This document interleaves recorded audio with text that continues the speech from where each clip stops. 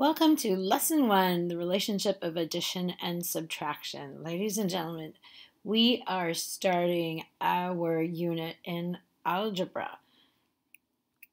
So please copy this in your workbook, which is, this should be on page S1, Lesson 1, the relationship of addition and subtraction. So today you will build and clarify the relationship of addition and subtraction by evaluating identities such as w minus x plus x equals w and w plus x minus x equals w. So if you look at that statement really carefully, like those two sentences really carefully, you will notice something that you'll be working on. If you look, you start off with a W, and whether you subtract or add first, you subtract and then add, and then subtract, you will end up with a W. So those W's mean something, and you'll learn more about it. So you're going to take notes today. So when you take these notes, please pause this video whenever you need to. The very top, today's topic, is about relationships of operations. Your essential question is, what are some terminology I need to know for this unit? First question is, what is an equation? An equation is a statement of equality between two expressions. Okay, we'll get to see that a little bit more. What is an expression? An expression is a numerical expression, or it is the result of replacing some or all of the numbers in a numerical expression with variables. Okay, so you have equation and then expression. Your next question is, what is a number sentence? A number sentence is a statement of equality between two numerical expressions. And what is a variable? A variable is a symbol, such as a letter, that is a placeholder for a number. So the W's and X's that you saw, or that you wrote down on page S1, those are variables, okay? Those are letters that we've used as placeholders for numbers. Okay, Lesson 1, opening exercise, page S1. Under classwork, opening exercise. A, draw a tape diagram to represent the following expressions. 5 plus 4.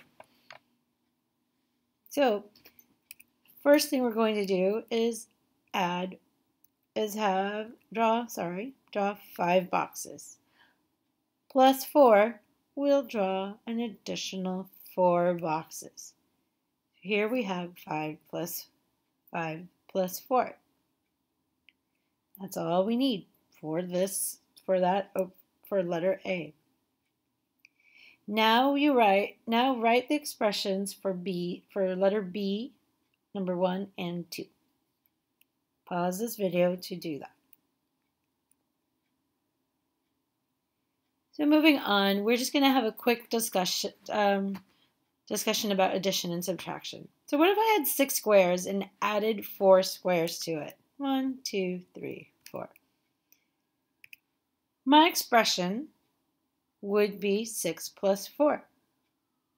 Okay, this is your numerical expression. So what happens if I take away 4 from this? 1, 2, 3, and 4. Sorry, that was my dog sounding very sad about something. My new expression would now be 6 plus 4 minus 4. To evaluate this and answer my question would be 6, right? I'm left with 6 boxes, as you've seen. Using the same concept, let's replace the numbers with letters now. So here again, we have our 6 plus 4 boxes, okay? Remember how 6 plus 4 minus 4 equals 6? So what would my new expression be if we use the letters W and X? Kind of like what you saw earlier. So We've replaced the sixes with w's and the x's with 4. So now my new expression would be w plus x minus x equals w.